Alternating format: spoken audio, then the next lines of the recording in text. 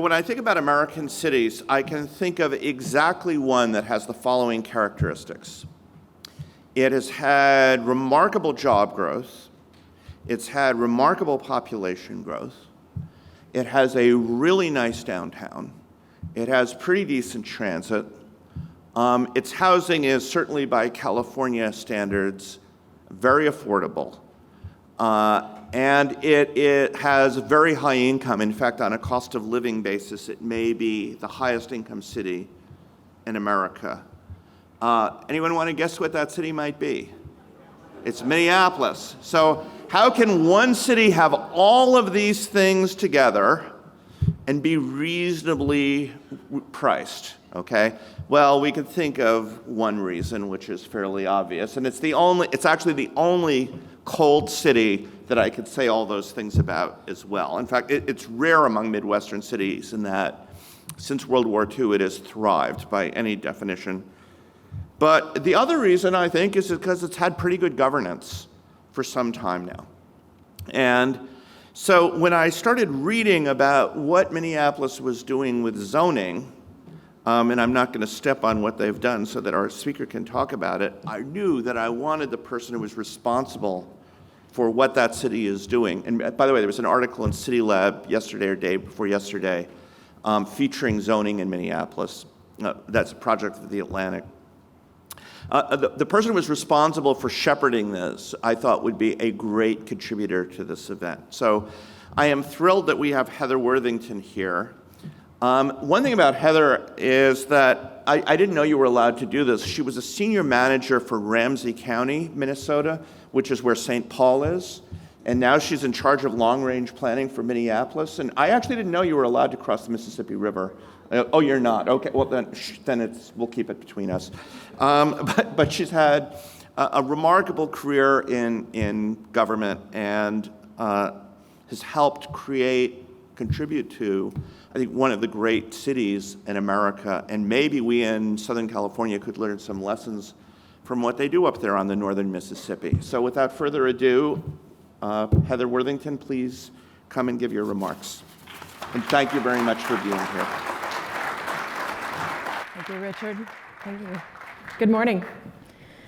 It is a rather cold place sometimes, not at the moment. I used to have a slide in this deck that said, Minneapolis, come for the culture, stay because your car won't start. But I took it out because it just seemed so stereotypical. This will seem initially like death by PowerPoint. It is not. But there's a lot of information to cover, and so I wanted to be thorough because Richard asked me to do that. So let's get started. So I want to start by talking about how we laid the groundwork for this project. And one of the things that we did back in 2015 is we went to the city council. We're on a 10-year comprehensive plan cycle in Minnesota by statute. And so we have to update or renew our plan every 10 years. We went to the council and said, okay, what are the most important things that you think Minneapolis needs to address in the new comprehensive plan? And they said these 6 things. So these were the values that really underpin the entire effort. And I think it's important to start here because I think one of the things we heard from the panel earlier is that there are some really common values in this discussion around affordable housing and land use that I think there's broad agreement on. And identifying those things can help us move forward in what I think we all understand to be a challenging political environment right now. There was also some other things going on. So the Atlantic has given us a lot of love in the last 48 hours, but back in 2015, they were talking about how Minneapolis was really a white lie. That for all the great things happening in Minneapolis, there were significant numbers of people of color in our communities who were not sharing in that prosperity. The next month, they completely whipsawed back to the miracle of Minneapolis. So we get a lot of attention because I do think, as Richard said, it is a bit of a unique place. It's a slightly colder Chicago. We have 6 professional sports teams. We have 2 world-class art museums. It is an area that has long benefited from some pretty substantial philanthropy. We have 18 Fortune 500 companies that are headquartered in Minneapolis or in the environs. And so it is a great place to live, but there's some substantial problems with how we operate for people who are living at the poverty level or people who are persons of color or indigenous. So we went back out to the community. We said to them, help us understand what we could do differently in this comprehensive plan and thinking about land use and how we utilize our land resources. And I really want to emphasize that. We want to think about these as land resources and help us understand what we could do to overcome some of these very deep, probably the deepest racial disparities in the nation. We learned in this period, just to give you a couple of quick hits, that people of color were earning on average 30 cents for every dollar that whites were making in our community. We found that the lowest educational attainment for a high school diploma was amongst Black and Indigenous residents, the lowest rates of home ownership, the highest rates of poverty, and the lowest rates of wealth. And so we all know in this room that one of the major ways that you create wealth in America is through home ownership. And in fact, as I've talked throughout the nation in the last year and at home, we have yet to discover another really durable way that you can create wealth in this country. The other thing that happened in the midst of us beginning to dig into this comprehensive plan, which was beginning to look like a fairly daunting endeavor, was that we learned of our colleagues at the University of Minnesota who were doing a project called Mapping Prejudice. And I'm going to spend the next couple of slides talking about their data. So how many of you in this room, by a show of hands, have heard of a practice called racially restrictive covenants or deed covenants? Okay, how many of you have heard of redlining? Awesome, okay. So this will seem familiar. This is an example of a restriction from 1940. Deed restrictions were used extensively in Minneapolis during what I would call the first great housing boom, which began in the 1890s and lasted through the 1920s. This is an era when the Twin Cities had a very extensive, high-functioning public transit system that was streetcar-based. And developers were purchasing land primarily in South Minneapolis, but also in North to some extent. You can imagine Minneapolis is a large 52 square mile kind of rectangle, if you think of it that way. And they were applying deed restrictions to these properties as they purchased them and platted them for development. And this is an example of the language from a deed restriction in 1940. Now, in 1958, the state of Minnesota outlawed the use of deed restrictions. And in 1968, under the Fair Housing Act, the federal government outlawed them. But there was a lot of time in between when properties were restricted to whites only. And this shaped the way that the city developed and how it behaved economically for people of color over the next almost 100 years. So this is a map, HOLC, a Homeowners Loan Corporation map from about 1928. And this map shows the redlining that Minneapolis subjected to. Every city in the nation has a redlining map like this. So you can find these, a lot of them are online now. Just to illustrate, the red and yellow areas are considered hazardous. That's the word the feds described these areas with. And the blue and green areas were considered desirable. It's not accidental that the desirable areas are around our lakes. Minneapolis is the city of lakes, and we have a lot of parks and lakes resources, amenities, that are very desirable for homeowners even today. The redlining also, if you looked at this map, you would see that I-94 and 35W go directly through those red and yellow areas of the city. That, again, not a coincidence. The federal government, again, when they were platting the freeway system in the 1950s, did put the freeways through the least desirable parts of the city. And what this meant for you, if you were African American or you were a person of Asian descent or a person of Middle Eastern descent, you were not allowed to live in those blue and green areas because you could not obtain a mortgage because we had already racially restricted those areas. So you had a covenant system that was working with the redlining and with eventually our zoning. I'm going to go back one slide here in a minute. This is a map of today. Demographically, this is what the city looks like. And you can see the white and blue areas on the map represent the predominant race of residents, and the red areas represent found racial covenants by Mapping Prejudice. If you go back, I'm going to try to go back. There we go. This is our zoning map, first adopted in 1927. Richard mentioned earlier that cities were kind of in the midst of doing zoning, and this was a Euclidean exercise purely. This was not the exercise that is more form-based today. But it was pretty clear that even as early as the mid-20s, the city of Minneapolis was interested in restricting large areas of the city for single-family zoning only, and those areas corresponded directly to found racially restrictive covenants. And you can also see that the higher density housing was in those red and yellow hazardous areas as defined by the Holk map. So we took this information out to our residents and we said, what do you think about this? Can you show us where you live today in relation to this redlining map? And talk to us a little bit about what you think we could do to address this issue in particular. And our residents got it very quickly, which goes to my belief that people are much smarter than we give them credit for. And if we engage with them in a meaningful way, we often get very good feedback and very good information. And they basically told us, we think you need to remove exclusionary zoning. You need to remove that R1, R1A zoning throughout the city. And we had a lot of discussions about this, almost 200 community meetings over the course of the comprehensive plan construction. The other thing that was really informing our work was these metrics that I mentioned earlier. So median income by race and ethnicity. The bottom two lines in this graph are indigenous people, which in Minnesota are the poorest and the least wealthy people in the state. And then African Americans, poverty, the same.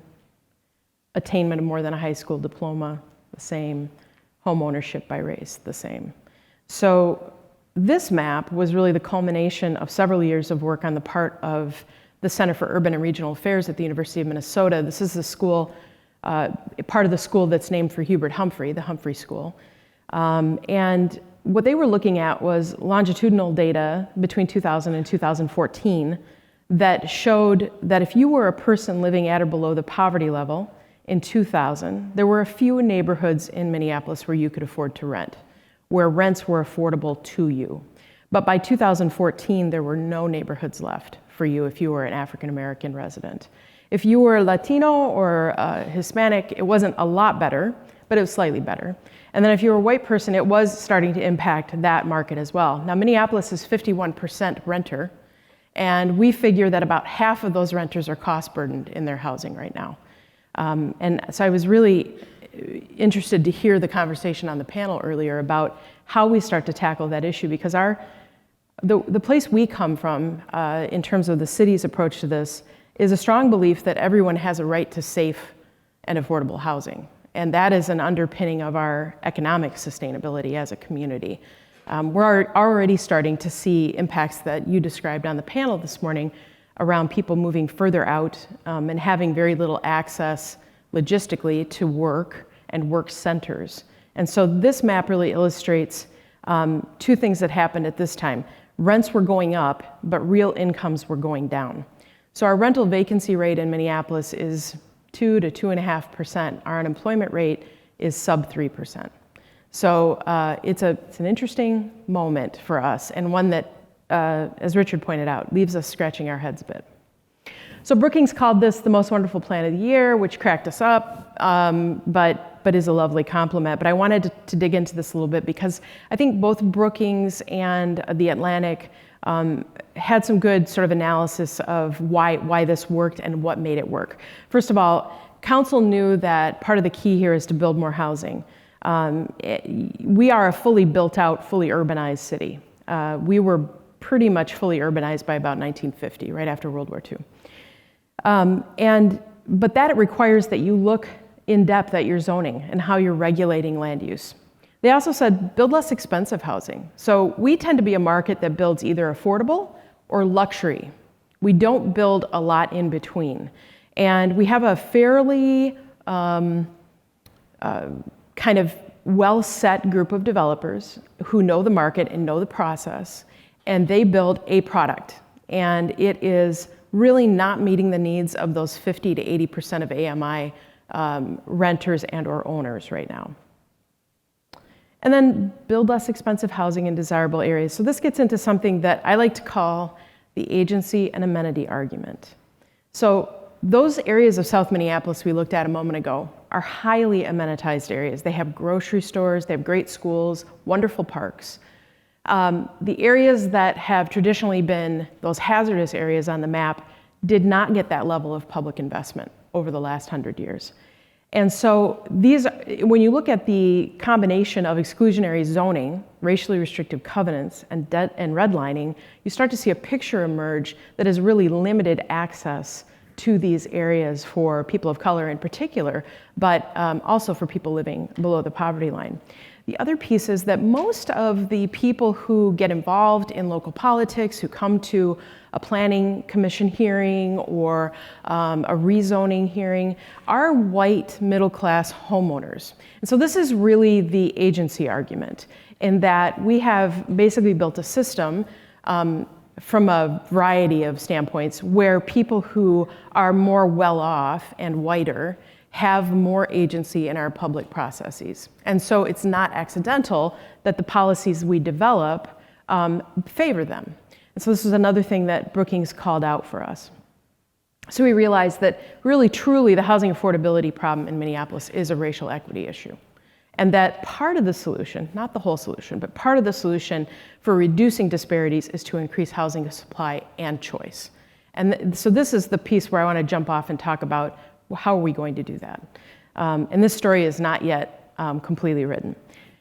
Two approaches that we think will work for Minneapolis, given the market and kind of that sort of group of developers who do certain products, is that there will be substantial investment. The building on the left is a luxury rate rental building that opened about 2 years ago in Loring Park. It's right next to downtown. And the building on the right was developed by a guy named Michael Lander. Does anybody know Michael? He works out here quite a bit in San Francisco. And it is a triplex. And you might have read that we eliminated single-family zoning. The council voted this morning to do that, actually. So I'm pleased that that is all done. Yeah, it's kind of a big relief. And we recommended that this product on the right be something that the city allow more construction of to meet that need of access and agency in our single-family neighborhoods. Again, not a panacea, but we think an important first step combined with many other steps that are ahead of us. We looked very carefully at the development, the market development of Minneapolis over the last 20 years, and then we wanted to also look at where we thought some markets were evolving or changing. So downtown is a big market for us. We have a pretty thriving downtown. 20 years ago, there were very few people living downtown, and now we have, gosh, I want to say somewhere in the 15 to 20,000 range in terms of population. So not a lot compared to many California cities, but for us, an enormous growth point. What we did in downtown was we basically said, sky's the limit. You can build as high as you like by right. So this will change the skyline of Minneapolis over time. We're starting already to see around the downtown more concrete and more steel construction, which is a good thing. We also said, we've invested somewhere in the neighborhood of about $3 billion in public transit over the last decade in Minneapolis and St. Paul. And we said, we really need to match our land use regulation with the public investment in those areas from a return on investment standpoint. Again, thinking of land as a resource, as an economic resource, and not just as a sort of regulatory exercise. So we increase zoning density in those transit corridors. And then in our inner neighborhoods, these are the neighborhoods that really constitute what most people like to call the missing middle. And in Minneapolis, we've defined the missing middle as duplex, triplex, fourplex, small-scale apartment buildings. And in the 1920s, this was a very typical market mix, primarily driven by those streetcars and the streetcar neighborhoods and suburbs that were growing up along the streetcar lines. At the same time we were doing that, we were building these very exclusive single-family neighborhoods that were zoned for single-family, that were originally covenanted, deed restricted, and are not now, but that pattern has been set. And so this is the area where we would like to see a little bit more density, what I think we would all understand is gentle density in these areas of up to 3 units with the same setbacks, the same height limitations, the same sort of character of these single-family neighborhoods, but allowing a lot more access for people to live in these highly amenitized areas. And this can be in any form. It can be a duplex, a triplex, a single family with an ADU, just a wide variety of ways you can do that. And the other thing that we realized in this process was that predictability is really important. So those of you who are housing developers in the room, I know some cities in America are up to 2-year entitlement process. We come in somewhere in the 6 to 12 month range for entitlements. That's still long, we think. And part of the challenge with supply and demand is that that entitlement process is long and it can be unpredictable. And so we wanted to increase the amount of predictability in this land use regulation document. This is just an example of a couple of the things we did. We did something for the first time in America. We developed what's called a built form map. This was an effort on our part to really demystify zoning for people so that they could understand what will this area look like at grade as I stand on the street and look at this precinct. And so the vignette on the left was done by one of our very, very talented in-house architects, and the built form map on the right, again, by one of our very talented GIS techs. So we've used a level of visualization in this plan that is unprecedented in comprehensive plans in Minnesota. This is our interior 2. This is the area where you can have up to 3 units. Very minimal, no lot combinations in this area, but some lot combinations in interior 3. So you can dig into the plan online. It's at Minneapolis2040.com, and feel free to jump in there and take a look. Part of this is really about achieving plan goals. Predictability will help us to begin to eliminate disparities, to build more affordable housing, to create more living wage jobs and complete neighborhoods, and then also tackle climate change, because you might not think that in a state where it gets to be 30 below in January that we have climate change, but we do. We had 10 inches of rain in September and October this year. And that's for us, that's a couple of 100-year events that we had in Minneapolis, and our storm sewer systems are built to handle a 100-year event. So we are bumping our head on our storm sewer capacity. Climate change is a real issue for us. It's also an issue for us demographically, because as you talked earlier about where people are going when they leave Los Angeles, probably not a lot of them are coming to Minneapolis, but we know that some of the eastern coastal cities are generating a lot of in-migration for Minneapolis. We know that in the Midwest, because of some economic issues, it's generating a lot of in-migration. So we are a little bit concerned and wanting to understand better what that will mean for Minneapolis in terms of climate change on the coasts long term. We got a lot of love nationally, didn't get a lot of love at home. Not surprising. These things just require you to be steadfast and resolute, and that's, I hope, what we did. We had the YIMBYs and we had the NIMBYs. And the YIMBYs, I think it was a fairly even fight, but I would say the YIMBYs came out slightly ahead. I think they drew on some of those values arguments that we talked about earlier, and I think that can be very helpful in terms of sort of framing this issue for your local areas. What made it work? I really think it's a combination of the engagement piece. So we did something called social practice artists engagement, which is maybe it's kind of unique to Minneapolis, but we have a large cadre of artists who do what I will call visual storytelling. And they do a really interesting set of, both from a design standpoint and sort of a logistical standpoint. You walk into a room this size and we had multiple large-scale visuals, maps. We had stations where you could stop and talk with a planner. We had people who would guide you through it. And there was a lot of one-on-one communication and a lot of focused conversation. I think that engagement really helped. We got on light rail trains and talked to people. We did things that were way out of the box for city planners. And I think that in the end, that was really valuable. We were trying really hard to meet people where they were. I think having the values and goals that the council adopted, the goals I didn't touch on, but there were 14 of them, were really helpful in terms of maintaining what I like to call kind of a tethering to the governance process. So part of the challenge is that elected officials are going to get pulled in lots of directions, and they're going to hear from some pretty loud, insistent voices about this sort of change. And so making sure that they had something to tether back to it was really important. And so the goals and values that they adopted unanimously as a council were really the underpinning of this work. Then, completely unrelated to the city's process, but I think very crucial, was that Neighbors for More Neighbors and other advocacy groups were very powerful and very vocal. One of the most vocal and I think most valuable partners that the city had was SEIU Local.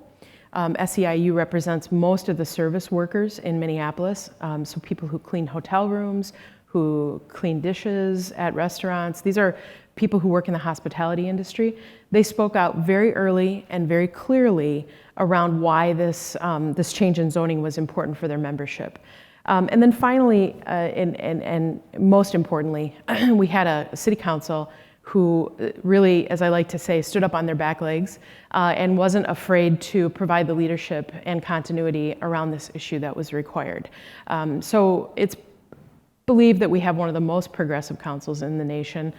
We have a council that is all Democrats of various flavors, and one Green Party member. They were incredibly steadfast in their support of this work.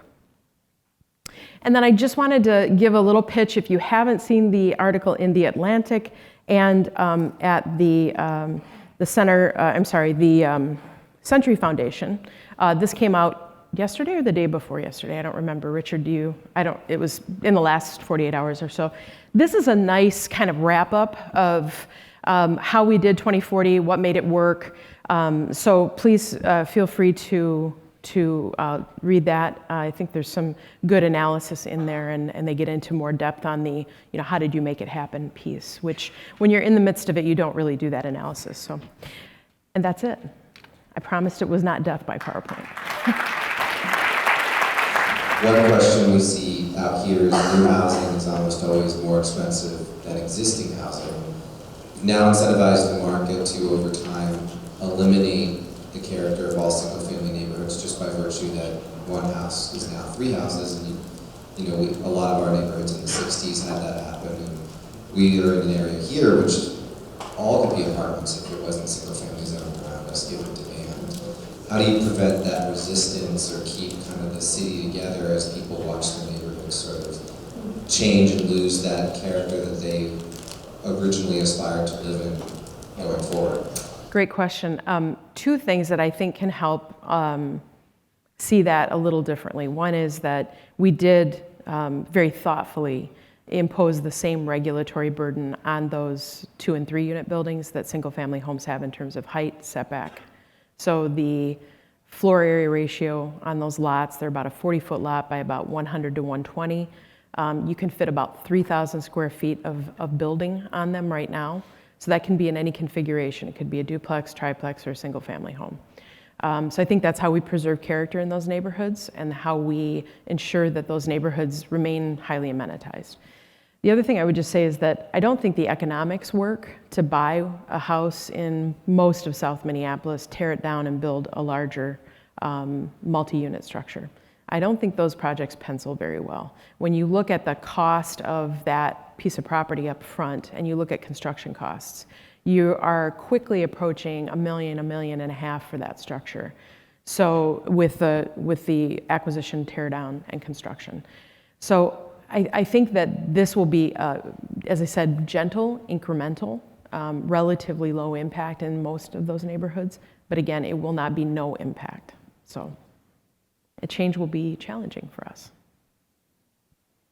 Hi, back here. I have two questions. One, when you have by right development happening downtown or elsewhere in the city, what parking requirements did you change to incentivize development? Great question, thank you. We eliminated parking minimums citywide. This was a really, this is a really interesting conversation. Well, before you clap, no, because I mean, we just did it, so I don't think we really will be able to see exactly what the impact is. I mean, there's a couple of things that we talked about. So one of the things we talked about was the impact on nonprofit affordable housing developers in terms of that burden for building what is almost always structured parking in Minneapolis was very high. So somewhere in the 30 to 50,000 per space range for structured parking in Minneapolis. So the affordable housing advocates were saying to us, if you want more affordable housing, you really have to help us pencil these projects. And one way you can do that is eliminating your parking requirements. But we also realized that a lot of the city, and Minneapolitans would argue vociferously with me about this, but a lot of the city is really overparked, especially downtown.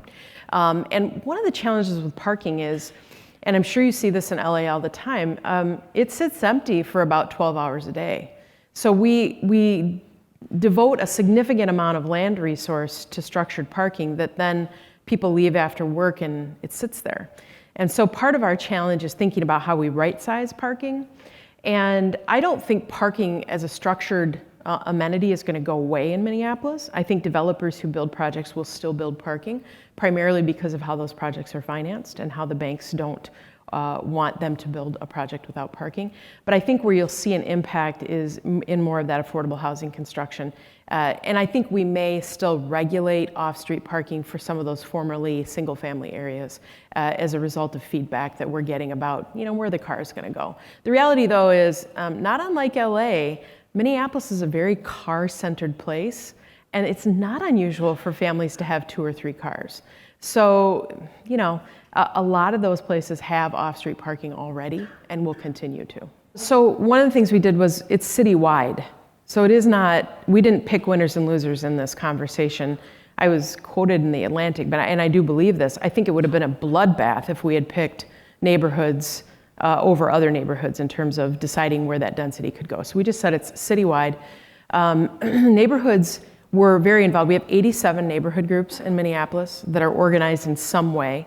And they were very involved in this process, both individually as residents and as associations. One of the things we really tried to do, building on my earlier discussion about agency, we really tried hard to reach out to communities that are not typically part of these public policy discussions. So we had very specific outreach, intentional outreach to communities of color, to ethnic communities, to the disability community, to elderly people, to young people, to transit riders, to people who commuted by car. We really tried to cast a wide net and have a deep conversation with residents. So I think that's always the most challenging part of this, is how much of this policy development is do what you know to be right based on the data and do what you know to be right based on the feedback. And I think that's a balancing act. So that I think we achieved that, but there's still some people who are not happy with us, and that will probably be the case for several years. So I'm going to take the last question. Okay. Which is, how did you get members of your city council to give up power? Because when you're doing as-of-right development, that's essentially what you're asking them to do, and they did it. I find that remarkable. It remains to be seen, Richard. I don't know that we have gotten them to give up a lot of power yet. We're going to see. There's a conversation that's starting right now about the Planning Commission and the City Council and development review, and I think that's a good conversation that needs to happen. But I think it remains to be seen how much control they're willing to give up. I would flip it on its side, though, and say, how much cover are they interested in getting, right? It's not just about control. It's also about how much of this do you wear day to day as an elected official. So I would posit that part of their mental equation has to be, how much of this can we do by right and avoid some of the splash, and how much of this can we do by power and get all the splash, right? So that's part of the challenge here. So, well, I think Minnesota has once again proven that it's above average. Thank you very much, Heather Worthington, for being with us today.